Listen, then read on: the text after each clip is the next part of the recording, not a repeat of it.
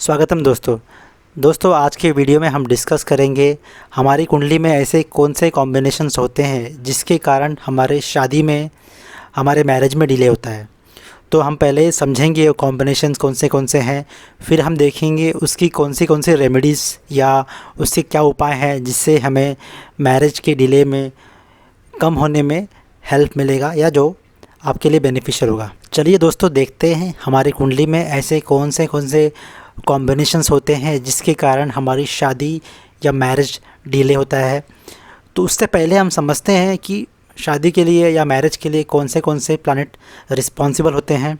तो दोस्तों जैसे कि आप देख सकते हैं स्क्रीन के ऊपर, मैरिज के लिए जो प्लैनेट रिस्पॉन्सिबल होता है वो होता है शुक्र, और ये शुक्र प्लैनेट यानी वीनस रिस्पॉन्सिबल होता है मेल चार्ट में। फीमेल चार्ट के लिए दूसरा प्लैनेट होता है, हम बताएंगे अभी। मेल चार्ट के लिए शुक्र यानी वीनस एक बहुत ही इम्पॉर्टेंट फैक्टर या प्लैनेट है जानने के लिए कि उसकी कुंडली में शादी जल्दी होगी लेट होगी, ये इसलिए बहुत इम्पॉर्टेंट प्लैनेट है। इसके 3 चीज़ें हैं दोस्तों इसमें। अगर आपका वीनस अच्छी पोजीशन पे है तो आपकी शादी टाइम पे होगी।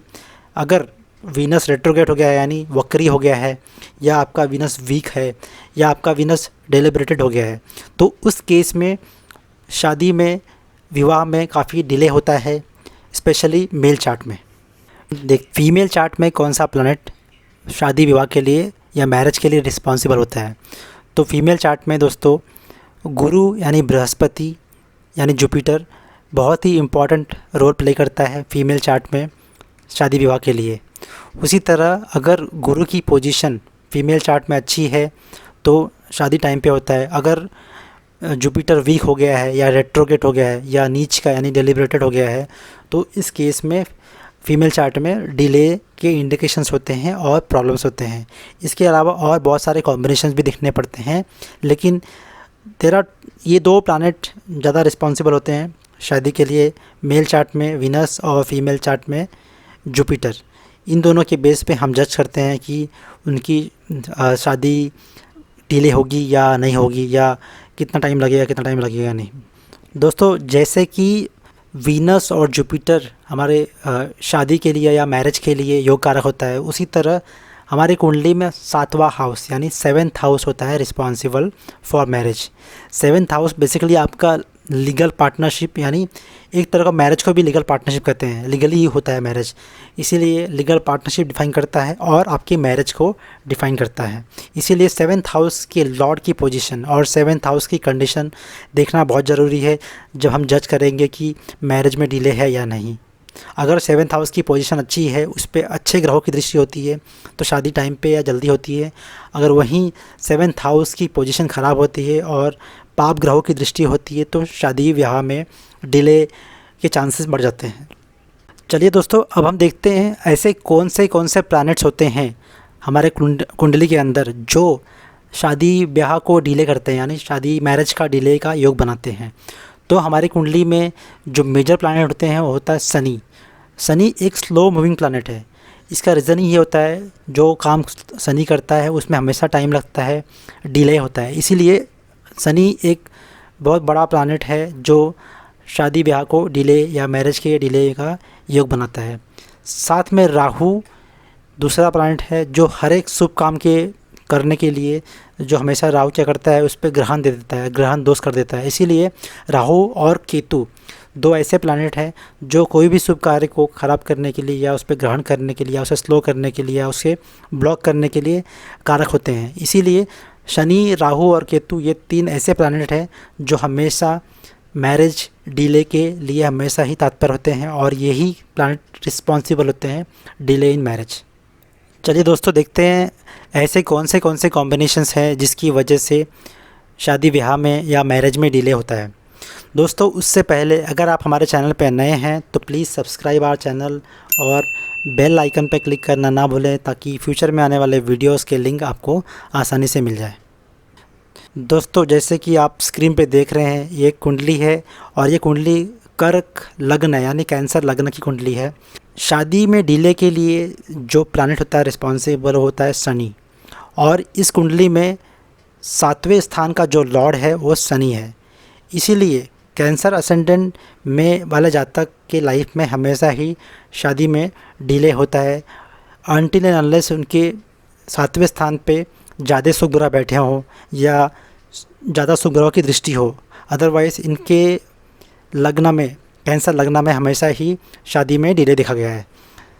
साथ ही एक और लग्न है जिसे कहते हैं लियो असेंडेंट, लियो लग्न। सिंह राशि वाले के ही कुंडली में 7वें स्थान 11 नंबर यानी शनि होता है, तो इनका 7वें स्थान का मालिक ही शनि है, जैसे कि कैंसर लग्न में भी 7वें स्थान का मालिक शनि था। तो ऐसे 2 लग्न हैं, कैंसर और लियो लग्न, जिनके शादी ब्याह में हमेशा डिले होता है, क्योंकि बाय डिफ़ॉल्ट इनके 7वें स्थान का जो लॉर्ड है वो शनि होता है। दोस्तों, जैसे कि आप स्क्रीन पे देख सकते हैं, इसमें हमने जो एग्जांपल लिया है वो सैटर्न का एस्पेक्ट यानी शनि की दृष्टि। तो इस कॉम्बिनेशन में, जैसे कि इस चार्ट में 7वां स्थान जो मैं रेड से कलर से स्क्वायर सर्कल किया हुआ है, उसका मालिक है शुक्र, और उसके मालिक पे पहले स्थान जो मैंने सर्कल किया अभी, वहाँ से शनि बैठ के 7वें स्थान पे दृष्टि डाल रहा है। तो दोस्तों, ये कॉम्बिनेशन है जिसके कारण शादी में, मैरिज में डिले होता है। अब देखते हैं नेक्स्ट कॉम्बिनेशन। दोस्तों, इस कॉम्बिनेशन में 7वें स्थान का मालिक शुक्र जो 7वें स्थान पर बैठा है, और 5वें स्थान से शनि की दृष्टि उसके 7वें स्थान पे पड़ रही है। तो दोस्तों, ये एक और कॉम्बिनेशन है डिले इन मैरिज का। दोस्तों, अब ये जो नया कॉम्बिनेशन है, 7वें स्थान पे शुक्र बैठा है और शनि 7 में उसके बैठा हुआ है यानी कंजक्शन कर रहा है। तो ये एक और कॉम्बिनेशन है डिले इन मैरिज। इस वाले एग्जांपल में 7वें स्थान पे शुक्र बैठा है, 7वें स्थान का लॉर्ड, और 10वें स्थान से शनि की दृष्टि 7वें स्थान पे पड़ रही है। दोस्तों, शनि की 3 दृष्टि होती है, तीसरी, 7वीं और 10वीं। तो शनि कहीं से भी बैठ के अगर 7वें स्थान पे दिखता है तो ये एक स्ट्रॉन्ग कॉम्बिनेशन बनता है डिले इन मैरिज का। चलिए दोस्तों, देखते हैं नेक्स्ट कॉम्बिनेशन। इसमें 7वें स्थान का लॉर्ड यानी शुक्र बैठा है 11वें स्थान पे, और 5वें स्थान से जो मैंने रेड किया 5वां स्थान, वहाँ से शनि बैठ के अपनी 7वीं दृष्टि 7वें स्थान के लॉर्ड पे डाल रहा है। दोस्तों, ये भी एक स्ट्रॉन्ग कॉम्बिनेशन है डिले इन मैरिज का। चलिए दोस्तों, हम नेक्स्ट कॉम्बिनेशन देखते हैं। इसमें 7वें स्थान का मालिक शुक्र 7वें स्थान पे बैठा है। इसका मतलब ये है कि ये एक स्ट्रॉन्ग योग है, अच्छा योग है, लेकिन शुक्र के बाजू में स्टार है, मतलब ये 7वां स्थान का जो मालिक है वो रेट्रोगेट हो गया है। अगर 7th हाउस का लॉर्ड रेट्रोगेट है, वीक है, जैसा मैंने कहा था स्टार्टिंग में, या ख़राब पोजीशन में है या नीच का है, तो ये भी एक कॉम्बिनेशन है, योगा है डिले इन मैरिज का। चलिए दोस्तों, अब हम देखते हैं किस तरह से राहु केतु शादी ब्याह में या मैरिज को जो डिले करता है, उसकी कौन से कॉम्बिनेशंस हैं। दोस्तों, अज़ूम कर लीजिए पहले स्थान पे राहु बैठा हुआ है और 7वें स्थान पे केतु है, और 7वें स्थान के पे जो हाउस है उस पे राहु पहले स्थान से दृष्टि डाल रहा है। तो ये कॉम्बिनेशन है जिसमें शादी में डिले होता है। आगे देखते हैं दोस्तों, अगर 7वें स्थान का मालिक या 7वें स्थान पे राहु केतु की दृष्टि 3रे स्थान से पड़ रही है, तो दोस्तों ये भी एक कॉम्बिनेशन है डिले इन मैरिज का। 7वें स्थान पे से दोस्तों 11वें हाउस से राहु केतु की दृष्टि 7वें स्थान पे पड़ रही है, तो ये भी एक कॉम्बिनेशन है डिले इन मैरिज का। दोस्तों, अल्टीमेटली राहु केतु कहीं भी बैठा हो, अगर उसकी दृष्टि आपकी कुंडली के 7वें स्थान पे पड़ती है तो ये एक इंडिकेशन है डिले इन मैरिज का। दोस्तों, सेम वे अभी हम एग्जांपल ले रहे हैं केतु का। अगर केतु आपका पहले स्थान पे है और पहले स्थान से वो 7वें स्थान पर दृष्टि डाल रहा है, तो ये भी एक 7वें हाउस पर दृष्टि डाल रहा है, तो ये भी एक कॉम्बिनेशन है डिले मैरिज का। नेक्स्ट कॉम्बिनेशन है केतु 3रे स्थान पे बैठ के 5वें स्थान पर दृष्टि डाल रहा है, ये भी एक कॉम्बिनेशन है डिले मैरिज का। केतु अगर आपके कुंडली के 11वें स्थान पे बैठा है और वहाँ से वो अपनी 9वीं दृष्टि 7वें स्थान पर डालता है, तो ये भी एक स्ट्रॉन्ग कॉम्बिनेशन बनता है डिले मैरिज का। तो दोस्तों, मेरा बोलने का मतलब ये है, आपके कुंडली में केतु और राहु या राहु और केतु कहीं भी बैठा हो और उसकी दृष्टि 7वें स्थान पे पड़ती है या 7वें स्थान के मालिक पे पड़ती है, तो ये एक स्ट्रॉन्ग कॉम्बिनेशन है डिले इन मैरिज का। दोस्तों, एक और कॉम्बिनेशन समझते हैं कि राहु केतु कैसे एस्पेक्ट करता है। सेवन्थ हाउस के लॉर्ड पे। अब यहाँ पे सेवन्थ हाउस यानी जो सर्कल किया है मैंने 9 नंबर, ये इसका लॉर्ड है बृहस्पति, वो बैठा हुआ है 8वें स्थान पे यानी यहाँ पे। और 5वें स्थान से राहु की दृष्टि 8वें स्थान पे सेवन्थ हाउस के लॉर्ड पे पड़ती है। तो ये भी एक कॉम्बिनेशन है जो शो करता है कि मैरिज में डिले है। वैसे भी दोस्तों 8वें स्थान को डिले से करते हैं इंडिकेट। तो जब भी 7वें स्थान का मालिक 8वें स्थान पर आके बैठता है और उस पर पाप ग्रहों की दृष्टि होती है तो शादी ये ब्याह में डिले होता ही है।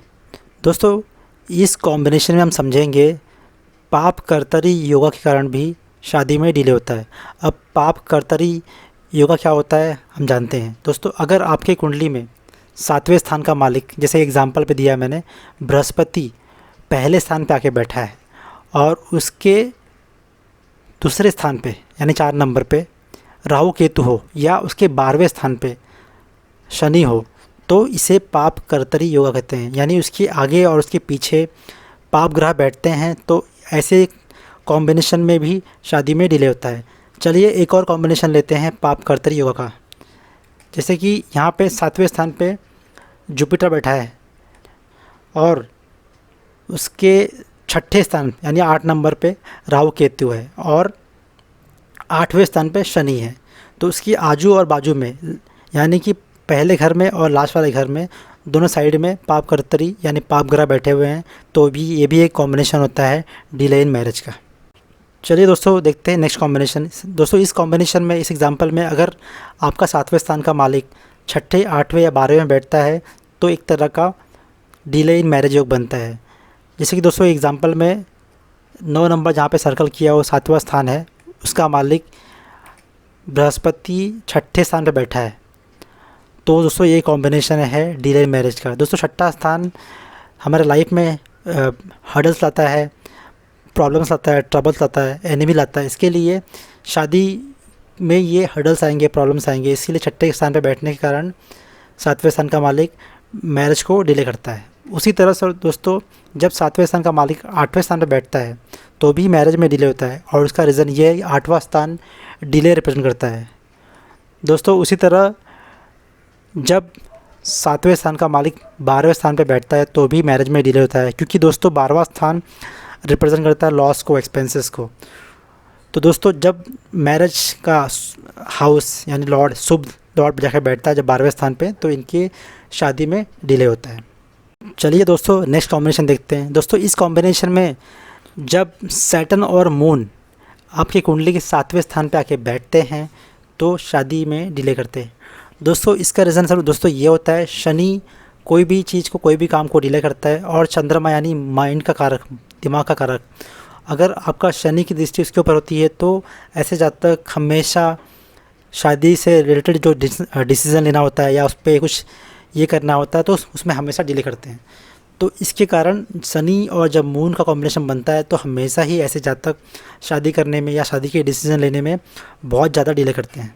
चलिए दोस्तों नेक्स्ट एग्जांपल देखते हैं। दोस्तों इस एग्जांपल में 6ठे स्थान का मालिक जब 7वें स्थान पे आके बैठता है तो भी मैरिज में डिले होता है। जैसे कि मेरे एग्जांपल में 6ठे स्थान का मालिक मंगल आके बैठा है 7वें स्थान पे, तो दोस्तों ये कॉम्बिनेशन है डिले इन मैरिज का।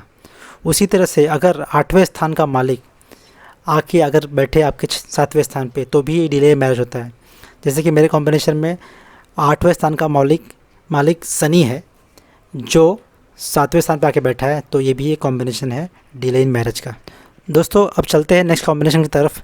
दोस्तों इस कॉम्बिनेशन में जब सैटर्न यानी शनि और सूर्य साथ में आके बैठते हैं तो भी ये एक डिले इन मैरिज योग बनता है, क्योंकि दोस्तों शनि काम को डिले कर देता है और सूर्य जब 7वें स्थान पर आके बैठता है तो वो अपना प्रकाश, एक्चुअली अपना जो रियल शाइन हो खो देता है। और सूर्य और शनि ये दोनों एक दूसरे के शत्रु होते हैं, इसीलिए जब ये 7वें स्थान पर आके बैठेंगे तो किसी भी शुभ कार्य को ख़राब कर देते हैं। यही रीज़न होता है दोस्तों, शनि और सूर्य का कॉम्बिनेशन 7वें स्थान पे मैरिज में डिले करता है। दोस्तों उसी तरह नेक्स्ट कॉम्बिनेशन जो है शनि और वीनस का, फिर से वीनस और शनि जब ये दोनों कॉम्बिनेशन 7th हाउस में आके बैठेंगे तो भी ये मैरिज में डिले करेंगे। शुक्र का जो कारक है वो शादी का कारक है और उसके साथ में शनि की दृष्टि है, ये शनि के साथ में है, कंजक्शन में है। और शनि जब किसी भी प्लैनेट के साथ में होता है तो उस प्लैनेट का जो क्वालिटी होता है, जो उसके वैल्यूज़ होते हैं उसको स्लो कर देता है। इसीलिए शुक्र का शनि के साथ बैठना यानी डिले इन मैरिज, और फीमेल चार्ट में शनि और गुरु का साथ में बैठना यानी डिले इन मैरिज। दोस्तों अगर आप बात करेंगे रेमेडीज़ की, उसके उपाय की, तो दोस्तों उपाय ये है दोस्तों, अगर आपका कुंडली में डिले इन मैरिज है तो अपने 7th हाउस को स्ट्रॉन्ग कीजिए। लेट्स से एग्जांपल के लिए दोस्तों, अगर 7वें स्थान का मालिक वीनस है तो उसका स्टोन पहनिए और उसकी उपासना कीजिए, जिसके कारण आपकी जो डिले में थोड़ा सा इम्प्रूवमेंट आए। बट जो एक्चुअल में जो लिखा गया है आपके कुंडली में वो तो होना ही है दोस्तों।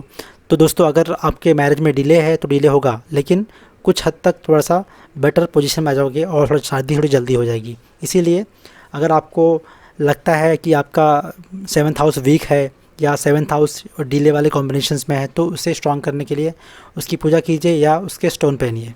मेरा एनालिसिस कुछ कॉम्बिनेशन जो शादी में डिले कराते हैं। साथ साथ में दोस्तों हमें ये भी देखना ज़रूरी है कि हमारे नवामसा चार्ट में और उपपादा लगना में वो कॉम्बिनेशंस है कि नहीं, उसके बाद ही हम कंक्लूजन कर सकते हैं कि दोस्तों किसी की शादी में डिले होगा या नहीं। दोस्तों अगर आपको ये टॉपिक्स पे वीडियो चाहिए तो प्लीज़ कमेंट कीजिए, तो हम आपको इस टॉपिक पे वीडियो बनाएंगे जहाँ पे हम देख सकते हैं कि नवामसा में ऐसे कौन से कॉम्बिनेशंस हैं जिसके कारण शादी या मैरिज में डिले होता है। दोस्तों ये था मेरा analysis delay in marriage in कुंडली। अगर आपको ये वीडियो पसंद आया तो लाइक कीजिए, कमेंट कीजिए और बेल आइकन पर क्लिक करना ना भूलें, ताकि फ्यूचर में आने वाले वीडियोस के लिंक आपको आसानी से मिल जाए। धन्यवाद।